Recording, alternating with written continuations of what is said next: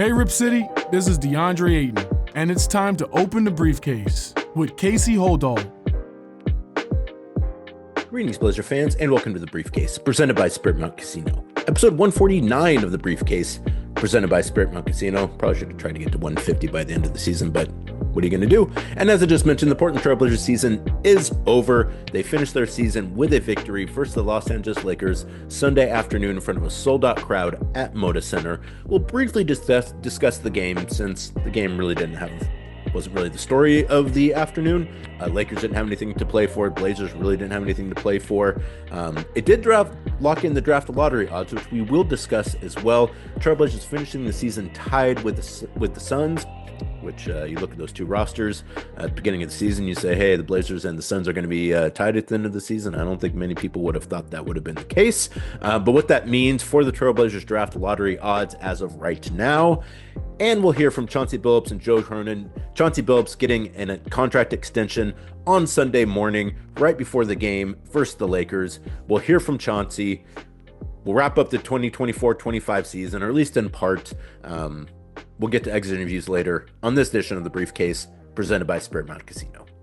Well, as I mentioned, the Portland Trail Blazers 2024-25 season has come to an end. They wrapped up their 82-game schedule with a 109-81 victory versus the Lakers, at least the Lakers have played, in front of a sellout crowd of 19,335 fans. Sunday afternoon at Moda Center, sellout crowd to end the season. Also sellout versus the Warriors on Friday night as well. So nice finish off to the season. Granted, quite a few visiting fans in the arena, but hey, that's no big deal. Trailblazers lost one of those games, obviously, to the Warriors, but they did beat the Los Angeles Lakers. Bronny James getting his first start, and the Trailblazers really taking it to the version of the Lakers that played in Portland on Sunday afternoon. The Lakers already secured in the 3 seed. The Blazers already assured to finish with no worse than the 9th worst record. Could end up tied with the Suns. That actually is what ended up happening, which we'll discuss here in a minute. But neither team really having a whole lot to play for, so both teams resting most of their main players. But the Trailblazers still, even with their players they had available, able to very easily beat the Los Angeles Lakers on Sunday afternoon. With the win, the Trailblazers finish up their 55th season with a 36-46 record overall and a 22-19 record at home. Going better than the 500 at Moda Center this year.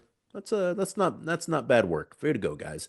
Portland finished the season tied with the Suns, as I mentioned. So the two teams will split the draft lottery odds for the teams in the 9th and the 10th spots, are the teams with the 9th and the 10th worst records. I'm going to discuss a little bit more what that means here in a few minutes. After a close first quarter in this game on Sunday, the finale for both teams, Portland outscored Los Angeles 60-36 in the second and third quarters to take control of the game. They had a 28-point lead going into the fourth quarter, and basically at that point in time, all that was left to be decided was how much guys at the end of the bench would get to play and how much the Trailblazers would get their final win of the season by. And they did it quite handily. A game where I believe the Blazers were, I think they were favored by 6.5 points and get the 20-something point victory. So once again, your Trailblazers covering easily. I'm going to wait to wrap up the betting on the Blazers segment till an episode or two from now. I wanted this one just to really be about kind of the last game and Chauncey getting his extension. So we'll talk about more, as I mentioned, exit interviews later on next week. We'll talk more about how they finished versus the spread later on next week as well. This game wanted to just kind of wrap up the final day of the NBA season, the Trailblazers season, I should say. As I mentioned, both teams didn't really have anything to play for, so both teams decided to play their young players, as Portland did, which Portland has been doing for the last couple of games now. Delano Banton finishes with 23 points, 7 assists, 5 rebounds, a steal in 36 minutes. Matisse Thybulle, who had a really strong end of the season, really happy for Matisse getting a chance to get out there, not only play, but really look good doing it. He gets another start, goes 5 of 11 from the field for 15 points, 5 rebounds, 2 assists, 2 steals, and a block in 29 minutes. Tease had a really great steal where he kind of snuck up behind a guy, I don't even know who it was, and kind of bounced the ball off his toe. The player tried to get to it, couldn't get to it, and ended up going out of bounds the other way. pretty good time there for Matisse. He's looked fantastic. I think Matisse definitely one of the guys to watch late in the season. Really happy to see him get out there and get healthy. And again, really look good doing it, which, not playing for a whole year, that's pretty uncommon. So shout out to you, Matisse, for doing what you need to do in your rehab to be ready and available to go at the end of the season. A lot of guys, other two, would have just said, hey, particularly guys in Matisse's position would have said, hey, I don't really want to play these last couple weeks. I'll just take it up next year. Not the case for Matisse, wanting to get out there and play. Hats off to you, Matisse. You looked great out there doing it. Toumani Camara wrapping up his sophomore season, one of the more successful second seasons I can recall in Portland Trailblazers in the last, or my time with the team at least.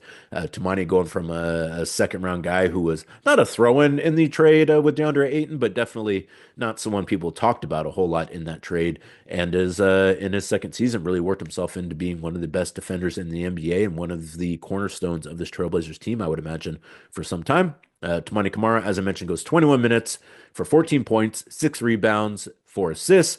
Donovan Clingan ending his rookie campaign, set the rookie Trailblazers record for offensive rebounds, I believe, in the last game. Gets a double-double to finish out his rookie season. 12 points, 12 rebounds, while also getting 3 assists, 2 blocks, and a steal. I thought Donovan had some really interesting comments in his exit interview, talking about kind of when he got injured in the middle of the season, came back and didn't feel like he was as in shape as he should have been. And you could kind of tell too. But to have a young player kind of come out and like admit to that and saying like, that's kind of on him. He needs to get better about that. A good sign, because one of the things that Donovan, early on in his career is going to need to do is figure out kind of, what it takes from a fitness perspective to be a big man in the NBA. Obviously, he's huge, carrying a lot of size, carrying a lot of weight. He's still a young man as well, so still kind of figuring out kind of his body. So that's going to be an important thing for Donovan, and the fact that he already recognized that, like, hey, you can even just be out a couple weeks, and that can really set you back to a level to where you're not going to be as successful as you could otherwise in the NBA. A good lesson for Donovan to have learned there. Chris Murray getting the start as well. Also finished with a double-double, 10 points, 11 rebounds. Around Repair came off the bench also for a double-double. Really like what we saw out of Rion at the end of the season here. I'm guessing he's going to, I guess it kind of depends on what the roster looks like, what kind of moves the team ends up making in the offseason. My expectation would be that Rion is going to be more of a rotation guy next year than he was this year. I mean, he wasn't this year. But I think he's probably getting to the point where they're probably going to need to start throwing some more minutes at him. He did get a lot of minutes on Sunday, gets a double-double, 13 points, 10 rebounds, and Jabari Walker finishes off his third season with 10 rebounds, or excuse me, 10 points and 2 rebounds off the bench. So that is it for the Portland Trailblazers. As I mentioned, finished the season 36 and 46, 22 and 19 at home, finished with the ninth worst record in the NBA. Tied for ninth, I should say, and finished 11th in the Western Conference standings. So, a season, as we've talked about, or as I've talked about at least, that, the past couple of years, I think kind of hard to come away from the season feeling all that great about how it went. And, you take wins and losses out of it. Like, this team is rebuilding. They're trying to get better. So it's not really about like, boy, I wish they won more games. It's really more about like, boy, what are we getting out of these seasons? Are we really learning the things we need to learn about these guys? Are we getting to a point where we feel like we can make some decisions about what this roster is going to look like in the next 2, 3, 4 years? Last couple seasons, I don't know, you could say that. This season, you could absolutely say that. It really feels like they're starting to get to a point where some of those decisions, they have enough data and enough accumulation of time and locker room time and the coaching staff being with these guys long enough to kind of feel like they have a good sense of who fits and who maybe doesn't, and who's maybe ready for some more responsibility, who's maybe not. And again, I don't know. You could say that at the end of the last couple seasons. You could say at the end of this season. So I think, not a success from a wins-loss perspective necessarily, but that wasn't really what the expectation was. Though I would say winning 36 games this year for the Trailblazers, I would say that's a success. Obviously, a lot more than what Vegas picked them to win.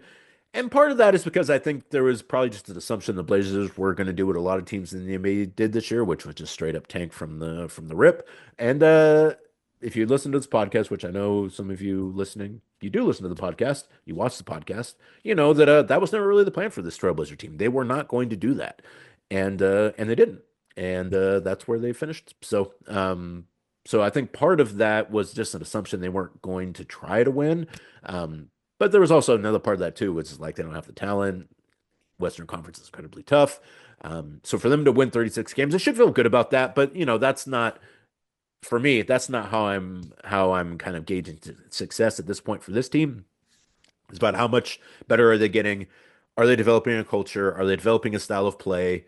Are they improving on particularly the defensive side of the ball? And I think all those things you can say an unqualified yes to all those. There's still a lot of ways to go, as you're going to hear Chauncey talk about. I really do appreciate too that Chauncey doesn't act like anything has kind of been accomplished necessarily, that there's still a long ways to go, but that there are benchmarks that are getting hit, and there's no reason to not feel good about those things. You can celebrate, making progress while knowing that you're not necessarily at the place you're going to be at or want to be at when this thing is finished. So that's kind of the initial wrap on the Trailblazers 2024-25 season. As I mentioned, plenty more to go over here in the next couple weeks as we work through exit interviews. I actually have jury duty I have to do this week, so I'm going to be a little behind the eight ball on that.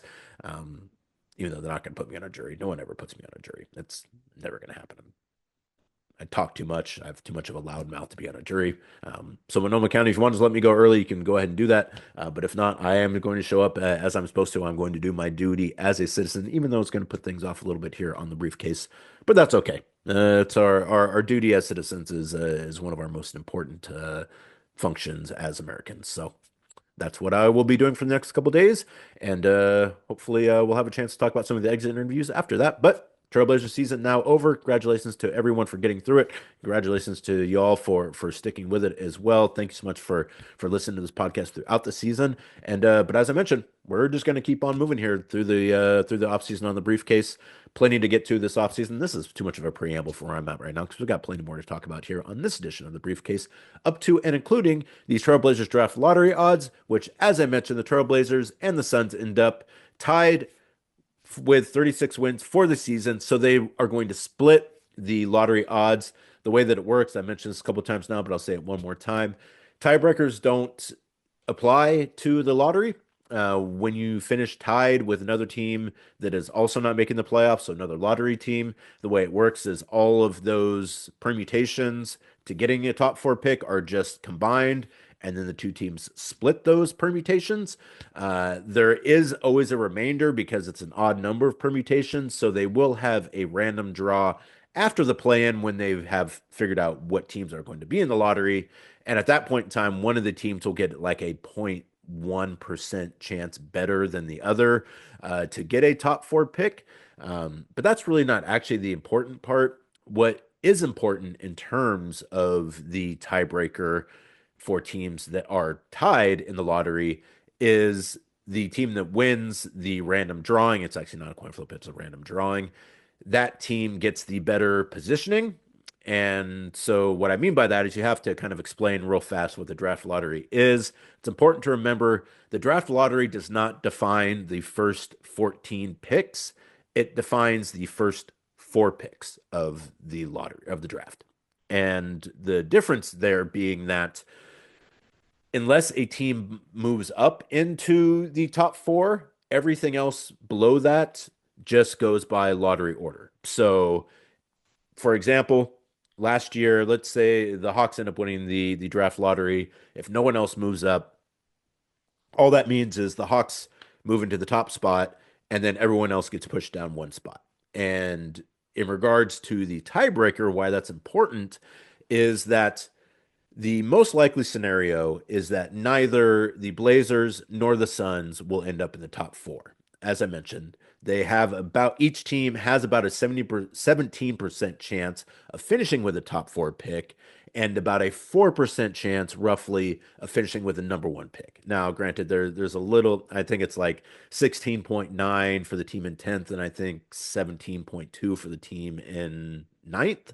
So again, those numbers not exactly correct, but generally roughly a 17% chance of getting a top four pick and roughly a 4% chance of getting the number one overall pick for the teams, the Blazers and the Suns, because they're going to be splitting the lottery odds for the ninth and the 10th team.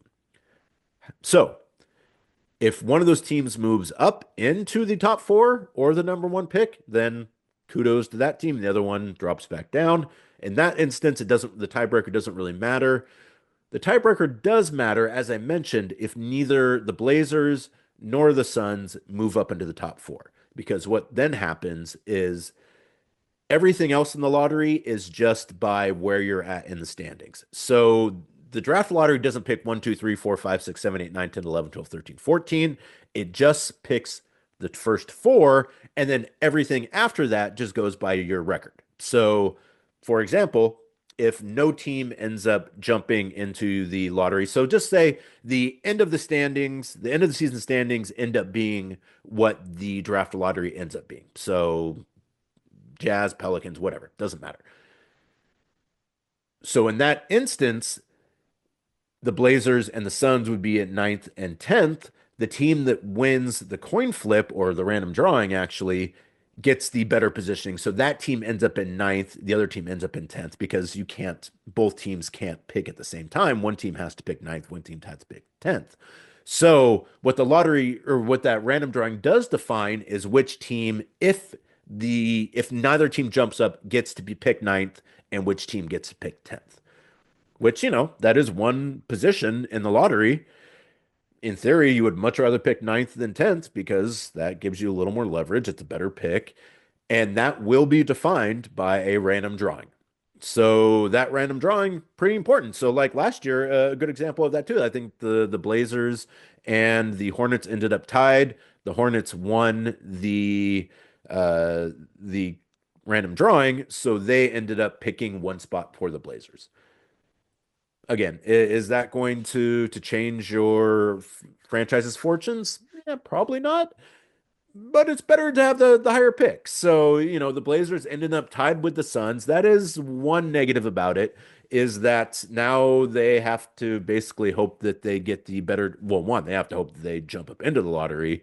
That's the first part. But if they don't jump into the lottery, they have to hope they win that random drawing because they conceivably will end up with a better pick, assuming the rest of the draft lottery just goes chalk. And even if it doesn't go chalk, if neither the Blazers nor the Suns end up jumping into the top four, it just goes by the order of the standings. And in that instance, the team that wins the random drawing gets to pick ninth, and the other team picks 10th. So you want to win that random drawing. So that is one negative about finishing tied for the season. If the Suns lost their last game today, on Sunday afternoon versus the Kings. The Blazers won versus the Lakers. So if the Blazers had lost that game, and if the Suns had lost, the Blazers still would have finished below the Suns in the standings. So they just would have had ninth all to themselves. Now they'll split the draft lottery odds, and one of those teams will end up at ninth. The other one will end up at 10th if neither wins the lottery. So a small thing, but not nothing. When you're talking about ninth and 10th, it's different if you're talking about three or four or two or three, but still, it's better to pick earlier than it is to pick later. So, there is that. So that is one small thing, and I know that's a little confusing. I'm hoping I'm doing a decent enough job explaining that. It becomes, I mean, long story short, we'll know in about 10 days, I think, when they actually do the drawing to decide which teams end up where. And at that point in time, you'll know. So, we got to wait for 10 days or so to figure out which one of those is going to get the better spot. If you believe in karma, the Trailblazers tried to win. The Suns finished off their season by, I think, losing 9 of 10. Blazers have a much smaller payroll than the Suns do. So, if you're going to go by which team deserves it more, I think it's pretty obvious the Blazers deserve it more. But, I don't think random drawings really care a lot about those things. So, random drawing to be determined, but either way, the Blazers finish tied with the Suns. They have about a 17% chance of getting a top pick in the lottery, top four pick in the lottery, about a 3 to 4% chance of getting the number one pick in the lottery. And and if they don't win the lottery, if they don't move up, they will be picking either ninth or 10th at the NBA 2025 draft, which will happen sometime into June in Barclays Center in Brooklyn. Well, as I mentioned, the team held their exit interviews after the game on Sunday. We'll get to that a little bit later, but everyone wants to get out of town. They're ready to hit vacation. Guys want to get to the beach, guys want to get back home, guys want to hit the links. And if you're someone who's interested in golf, there's an unforgettable experience awaiting you at Spirit Mountain Casino's Top Golf Swing Suite. You can enjoy your favorite virtual games on an immersive big screen, now with discounted midweek rates. Now you don't have Blazer games to go to. You head out to Spirit Mountain Casino and hit the Top Golf Suite without concern about missing Blazer games. So go ahead and grab five of your friends and book your bay now at Spirit Mountain Casino, Highway 18 in Grand Ron. Top Golf Swing Suite. Elevate your game. Well, and finally, the big news on Sunday was really not the Blazers versus Lakers. It was Chauncey Billups getting his extension, which was announced by the team on Sunday morning prior to the game. Both Joe Cronin and Chauncey Billups had a press conference prior to the game on Sunday, which I'm going to run here in a minute. I chopped it up just a little bit just to get it condensed down a little bit. It was about 20, 25 minutes, but a lot of good stuff in there. So for the most part, wanted you guys to watch all of it. As we talked about in the last edition of the briefcase, Joe Cronin got his extension. And then after that, there was kind of some question about whether or not Chauncey was going to get an extension. And, like you had a number of head coaches who lost their jobs this season and more recently. So quite a few openings coming up. And, I think there is. I think there's also possibility some other teams would have been interested in Chauncey Billups. There were already rumors out there about some of the other teams who have maybe moved on from their head coaches or are assumed going to be moving on from the head coaches that might have had some interest in Chauncey. So there was discussion about are the Blazers, do they want to bring Chauncey back? Does Chauncey want to be back? And I think, end of the day, I think both parties decided that they felt like, the progress has been made since Chauncey took over this team 4 years ago. They feel good about where it's going. They feel good, particularly about more recently where it's been.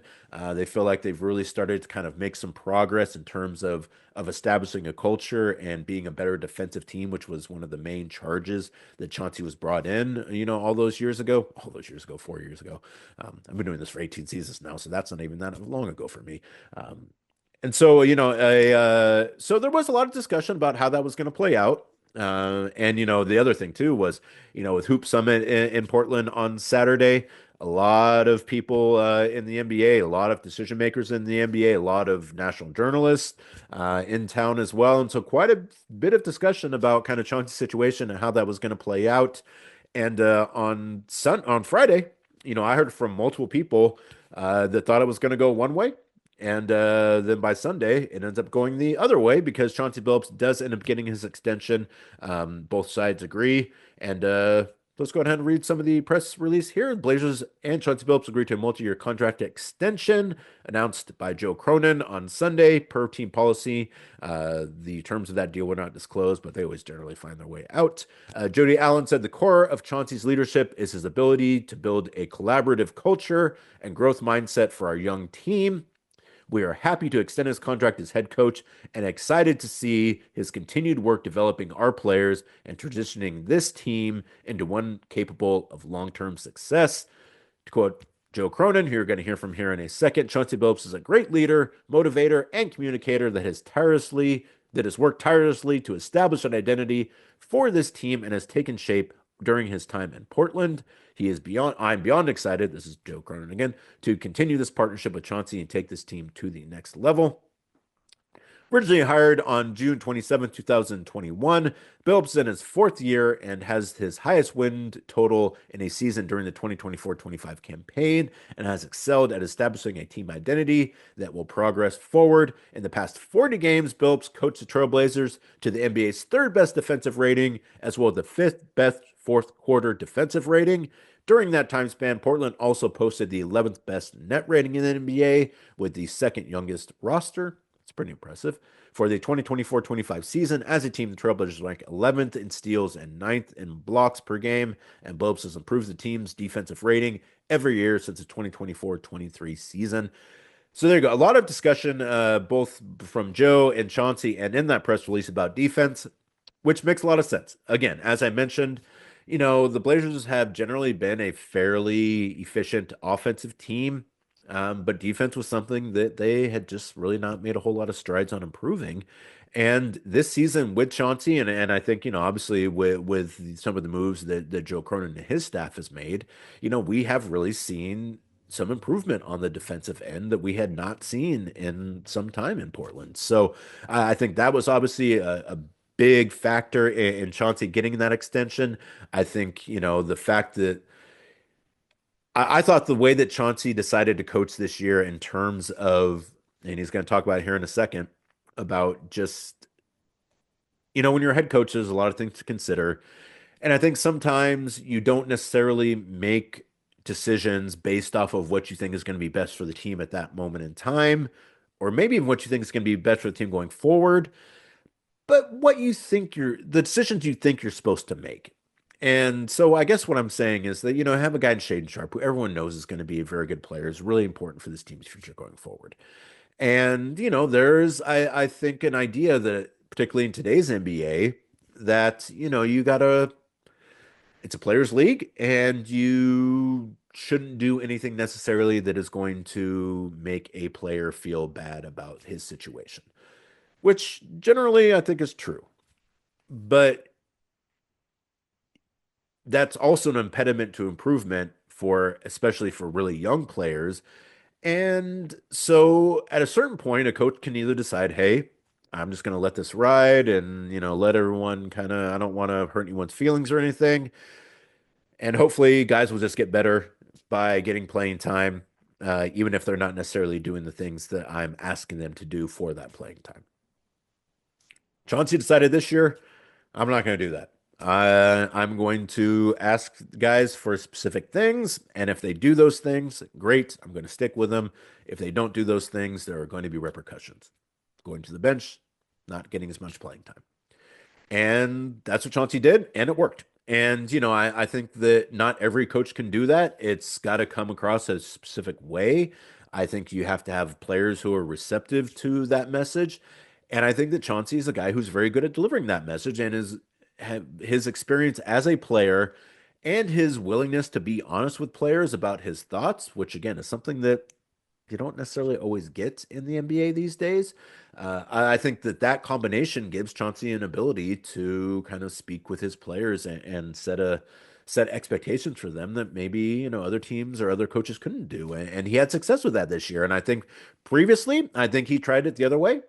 And I think he realized at some point in time, particularly when the team was not playing well early on this season, that hey, if we're gonna go down, like, and if we're gonna be this team again this year, and if I'm going to lose my job because we're not playing as well as we need to, then I'm just gonna do it doing the things that I feel like we should be doing. I'm gonna do it the way that I feel like it should be done. And if it doesn't work and they decide to move on, at least I know that I did the thing that I thought I should do, and you live with it. And for Chauncey, it worked. It didn't become I'm just going to do this the way I want to do it, and I don't care what anyone says, and I don't care if they don't bring me back. It actually resulted in the team taking that challenge and becoming a better team. And I think that again, that's a really good encapsulation of I think why they decided to bring Chauncey back is because of his ability to kind of get into players a little bit and get a result out of them. And that's what a young team needs. And I think that, when Chauncey was hired, it was to be more the coach of a veteran team.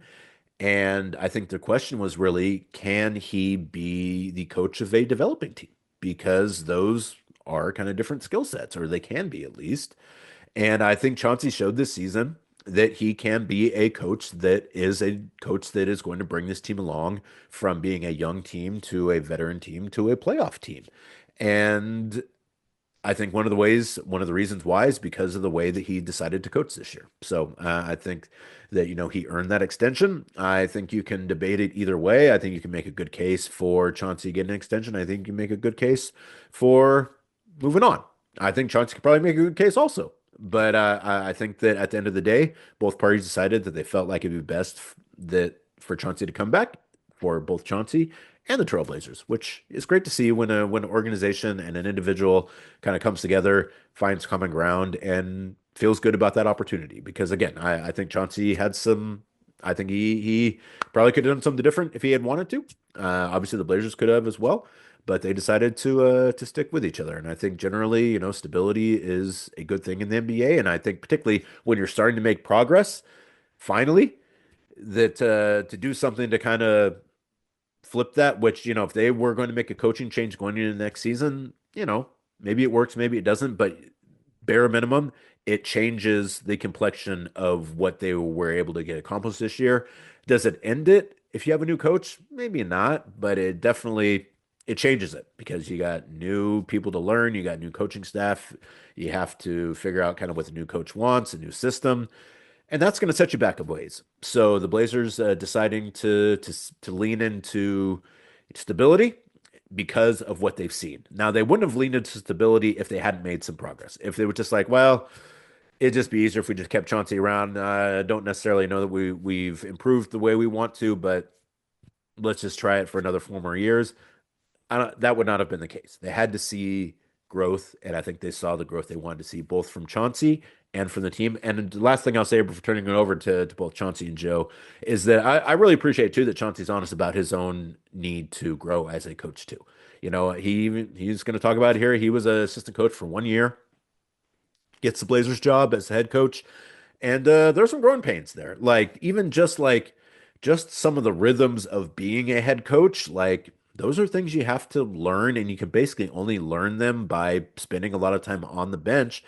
And Chauncey had just not had an opportunity to spend a whole lot of time on a bench yet. So the fact that, he had to do some of that learning on the fly, which he readily admits, I think that's great. A lot of coaches, I don't think would be that honest about kind of their journey and their need to improve as well.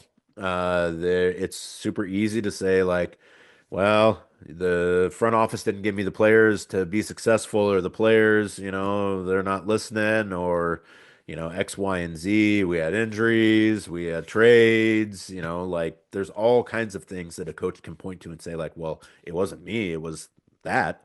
And Chauncey is at least willing to say, no, some of that was me. I had to get better as well in order for this team to get better. And so, I think that tells you a lot about who Chauncey is as a person and as a coach too. Because again, if you're a my way or the highway kind of guy, you're coming in saying hey, that the reasons why it didn't work were not primarily me, they were other things. And I'm not saying that Chauncey's saying it was because of him, but it was partially because of him. And I think again, there's a lot to say about someone who's willing to admit that hey, I needed to get better as well. And I have gotten better. And I also appreciate that Chauncey's willing to say too, that hey, I'm a better coach now than I was 4 years ago. That's another thing too, is that I think sometimes coaches don't want to kind of talk about their improvement. And Chauncey's willing to be no, I needed to get better, and I have gotten better, and I will continue to get better. So let's go ahead and hear from Joe Cronin and Chauncey Billups about a little bit about both their extensions. It's the first chance we've gotten to talk to Joe Cronin since he got his extension. But, when Chauncey gets his, I think there's some questions about Joe and his extension and kind of his place in the organization moving forward. But the majority of it is about Chauncey. And, well, it's about Chauncey and Joe together and the time they've spent together and the progress they've made as a group and as individuals. So here's Chauncey Billups and Joe Cronin discussing both their extensions prior to the season finale versus the Lakers on Sunday. Welcome, everybody. Thank you for coming. A lot we could get to today, so want to get to as many questions as we can. But quickly, Chauncey and I both signed extensions with the Trailblazers recently. Big thanks to Jody Allen, Burt Cold, Chauncey Billups, Dwayne Hankins, this entire group, our staffs that are, so impactful to the success we're starting to see. Just really thankful for this opportunity and to get the chance to keep building this thing out, which we're excited about. Jump over to Chauncey, and then we'll get to your questions. Yeah, obviously this is an amazing day. I'm really happy, obviously, to be back. I want to thank Joe. When we kind of started this thing together, we had this vision, for what we wanted to do, who we wanted to do it with. Obviously, Dwayne, we all kind of started at the same time. And so I'm just very, very happy, that we can continue this process. I think we're in a really, really amazing place with the organization, with our team. I think you all along with our fans, can kind of see what we've been building, what we've been working on. And anytime you're building something, you want to see some semblance of where it's at or where it's going to go. I think we can all see that. You look at all of our young players and how they're developing. You look at the young coach, how I'm developing. You look at the young GM, how he's developing. It's just amazing. So I'm just so happy with what we've done and where I think we can go. There's so much promise here, So I'm pumped about it.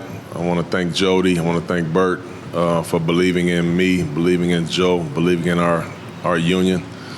So I'm just really excited today. It's an amazing day. I know you guys got a ton of questions. So, is there a way to quantify or explain maybe how tenuous the situation was for both of you in terms of being re-signed and how much the turnaround, the 10 of 11, played into the decision to bring you back and then the decision to bring Chauncey back? The last couple of years, it's been complicated. Rebuilds are tough. We went from a team that we hoped could be competitive a few years ago to a team that had a really rough season the year prior to very subpar start to this season. So those are tough, navigating that as a group, and that's something I'm really proud of, is how we stayed together. Nobody panicked. We believed in what we were building. We believed in, the group of people we have, including, of course, the players that we have. And when we started taking those steps, it was, I don't think it was anything that surprised us. We just didn't know exactly when that was going to happen. When those guys, started playing the level of defense that we expected, when they, started to be more and more connected, when, we started winning ball games and being really competitive on a nightly basis, that changed everything for us. And we're really proud of, what's happened this second half of the season. Something for us, it's the defensive improvement that we've seen. For us to be the third best defense in the league this second half of the season, that's meaningful and substantive. And that's what we've been trying to build, and that's what we're going to point to moving forward. Like, this is who we are. But did that shift help you guys continue your position? Yeah, I think ownership has believed in us all along. Like, you also want to see, results. And once we started seeing, legitimate, sustained results, yes, small sample size, half a season, but I think there's a lot of good things to point to that's happened with this roster and this group over the course of the last couple years since we started this rebuild. And sure, that definitely helped. Chauncey, you talked about your vision. Can you reiterate what that is and what the tent poles are to that vision? Mm-hmm. Yeah, it's crazy, Jason. It really hasn't changed since I've been here. I just believe our game has changed so much, and it changes every year. But there's certain things about our game that will never change. And starting here next week, you start to watch these playoffs, and these teams continue to advance. It's always going to be the best defensive teams. So I've always been very big on that. As a player, teams that I've won on, we've been pretty good offensively, but defensively, we've been elite. And so that's been the main thing. That staple defensively is just kind of being a hard-nosed group. And that's what you guys kind of see in front of y'all every day, every night right now. But also just offensively, we have to get so much better offensively. And obviously that's on me. But just being able to play with a good pace and just moving the basketball, playing together, playing for one another has also been a big staple of mine. And it will continue to be that way. And that's the reason why I just love how we're building this team. We're building the defense first, obviously, but also while teaching all of our guys how to play with each other. I think there's so many teams in the league that they have these bona fide superstars that you have to live and die with how that one player plays every night. The way I love our situation is we don't have to live and die with one person offensively every night. We got a lot of different guys contributing to every single game. And as you're raising these guys every single year, you get used to that. And I think the best teams play that way. You look at OKC, you look at Cleveland, you look at Boston. The best teams play that way where everybody shares the wealth. And I just believe that we're building that way.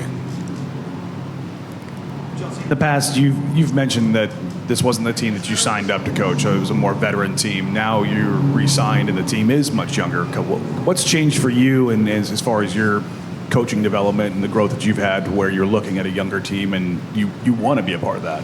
Yeah, well, obviously that changed very quickly after I got the job. But one thing about me, when I'm all in, I'm all in. So I'm all in to do the best job that I could from the very beginning. And even though it did change very quickly after, I had to really look myself in the mirror too, and understand how much development I personally needed too. So it probably was good that it changed so we can kind of grow together.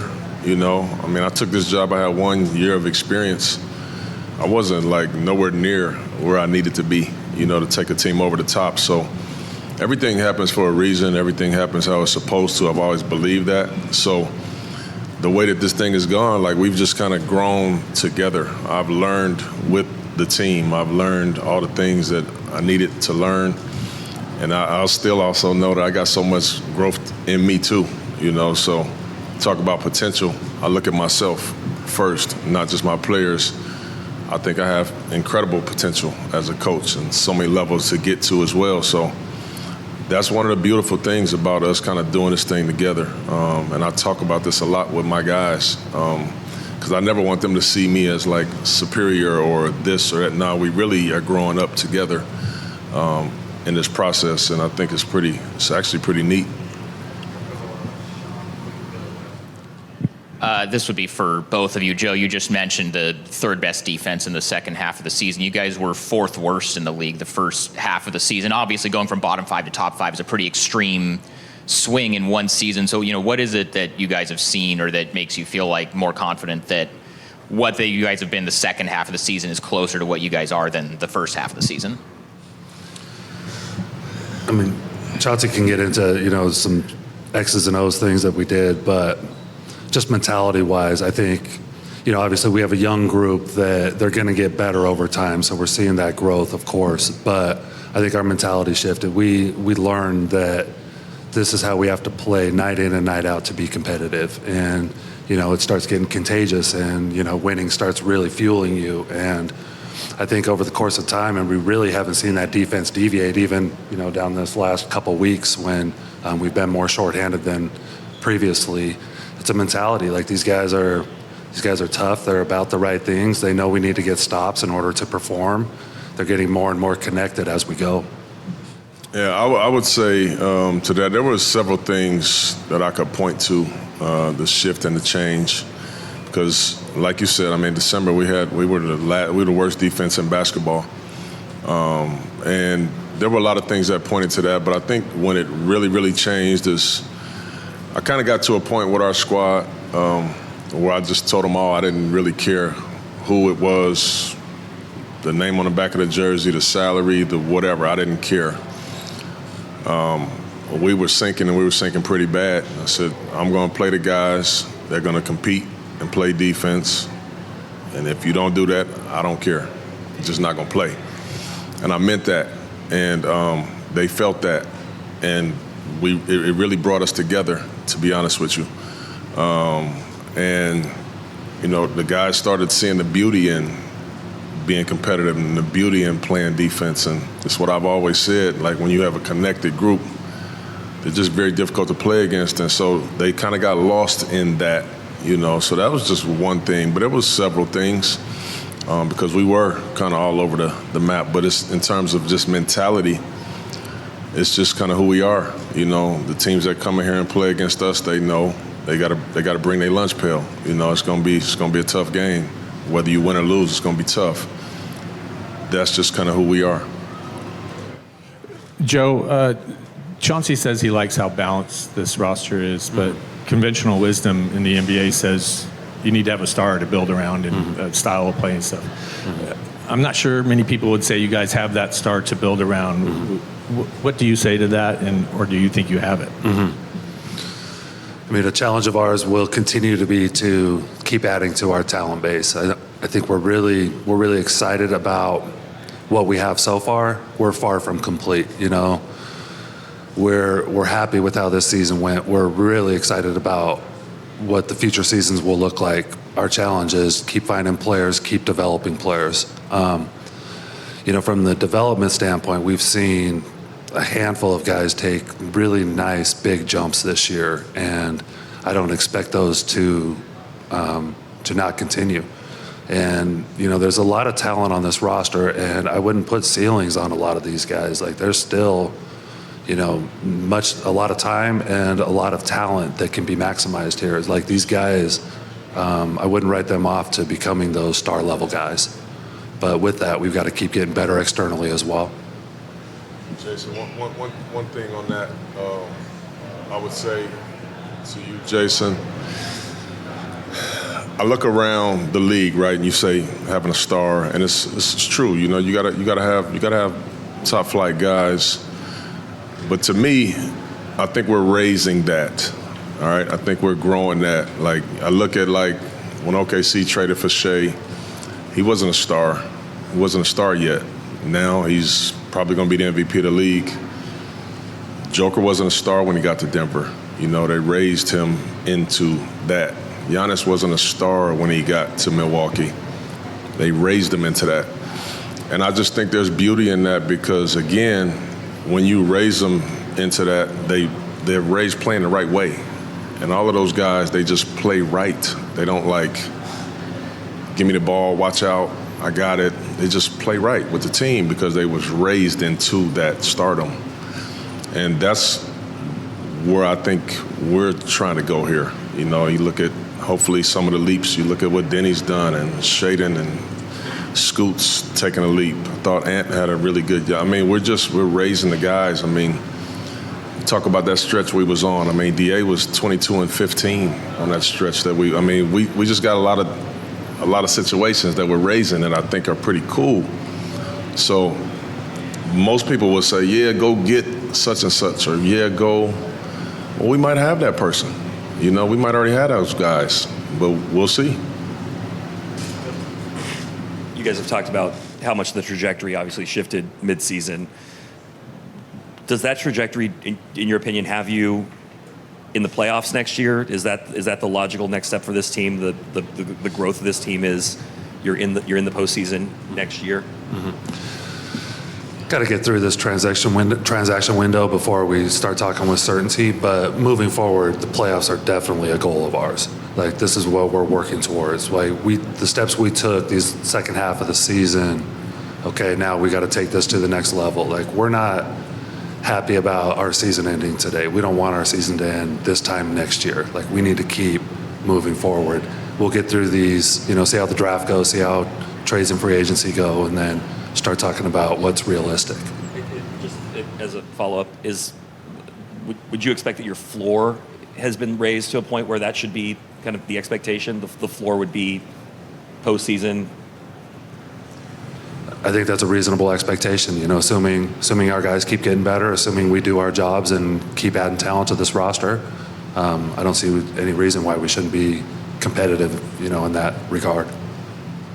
Joe, you've talked a lot about maintaining the long view. Did anything that happened over the second half of this season, the success you guys have, change your approach to this offseason, or maybe even how you approach some of the goals and benchmarks you have in the next year or so? Going into the season, the previous season, there were so many random injuries and random roster weirdness. We talked about this. We didn't get a lot of data from the previous season. This year, I felt like we got a ton of data. What's working, what isn't, what skill sets do we need to add, what types of personalities do we need to add. We learned a lot about our roster this year. Do we have all the answers yet? No. Are we still learning? Yes. Still the second youngest team in the league, still have a lot to learn about and see from our young players and how these veterans fit in with them. So the approach, though, I think we can definitely be more diligent about the specific type of player that we're adding. And I love that we're at that stage where, as a front office, we don't feel that pressure to keep taking swing after swing to try and hit on the next up-and-coming guy. I think we're starting to feel really comfortable with our talent base that we can be more diligent about adding specific types of guys.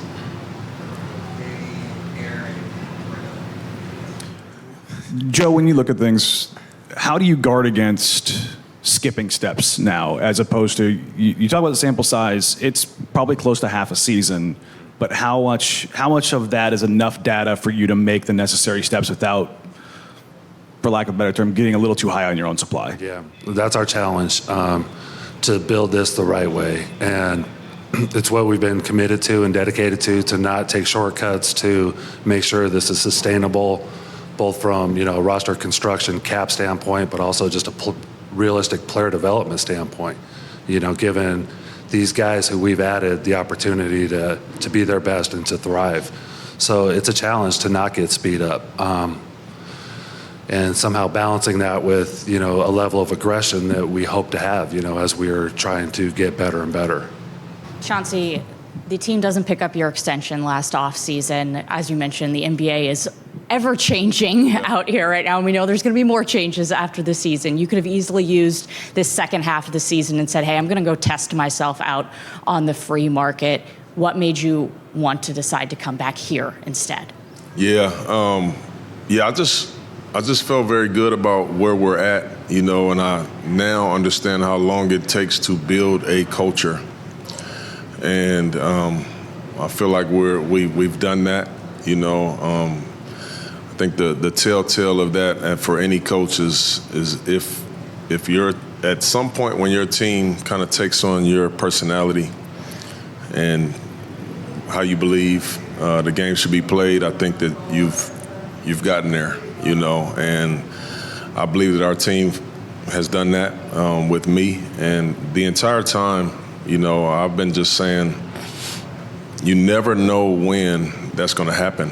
You never know when your team is going to take the leap. You never know if the team will take the leap. And I just felt like we took some big strides this year, and had a lot to do with, the staff, and what we've done. But obviously, there's so much speculation, and this game, again, it's very fragile, so my people, and you hear everything, that I wasn't supposed to last through half of the season this year, and maybe Aaron just asked that question earlier. Maybe we don't go on that run. Who knows? You just never know, but I just had so much growing to do last year when they could have picked up that extension, and there was still things they needed to learn about me that they ended up learning.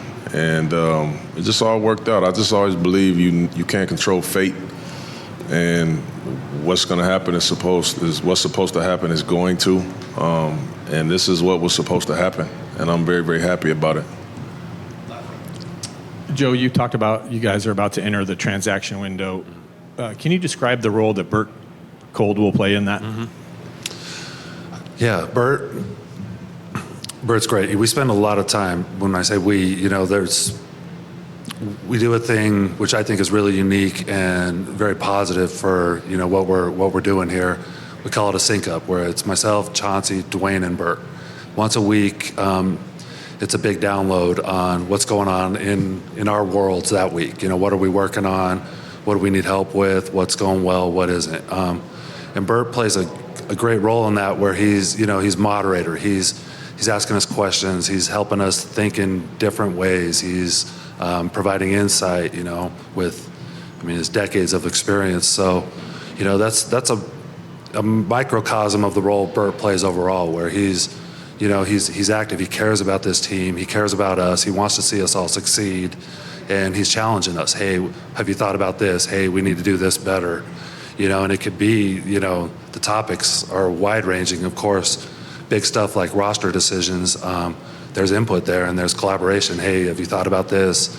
What's his team saying? There's definite, back and forth with myself and Chauncey and him, and good positive feedback. How would you describe his basketball acumen? Mm-hmm. Like, what do you lean on, or what do you value that he brings to the table?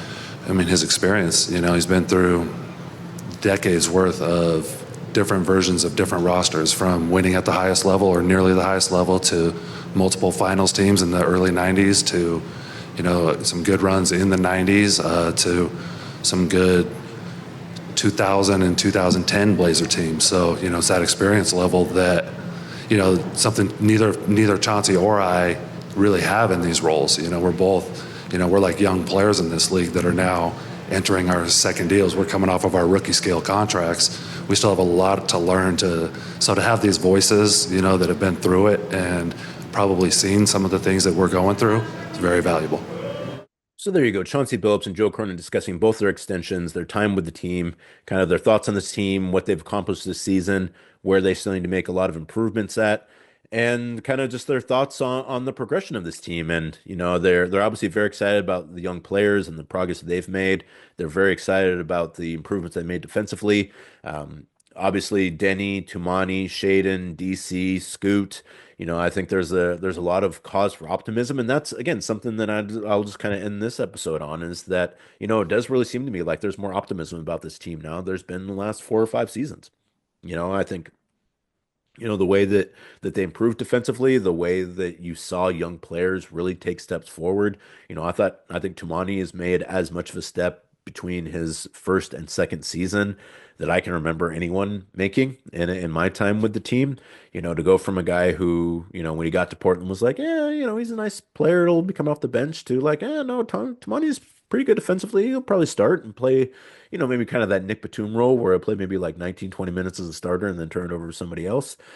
And then being like, no, he's actually just a starter, to this season where it's like, maybe, Tumani can be a good defensive player in this league, a 3-and-D guy, to like, boy, maybe Tumani could be a little bit better than that, to is he an all defensive guy, to is he going to win defensive player of the year? So, I think that, two deserves a lot of credit for that. The coaching staff obviously deserves a lot of credit for that as well. And, one of the reasons why, I think that the team has made such a big step, obviously the play of Denny Avdia this year has been, the jump that he made, in between last season and this season, his first season in Portland, I think has been monumental. He's a very good player, last season as well. He already kind of made a jump last year, which is why I don't think he's really been kind of considered a whole lot for most improved player, even though it seems to me like he probably should be. But the tools that Denny has and his ability to kind of fill so many roles that the Blazers have been deficient in for so long, I think is obviously really important, and really, again, changes the complexion of what this team can do going forward.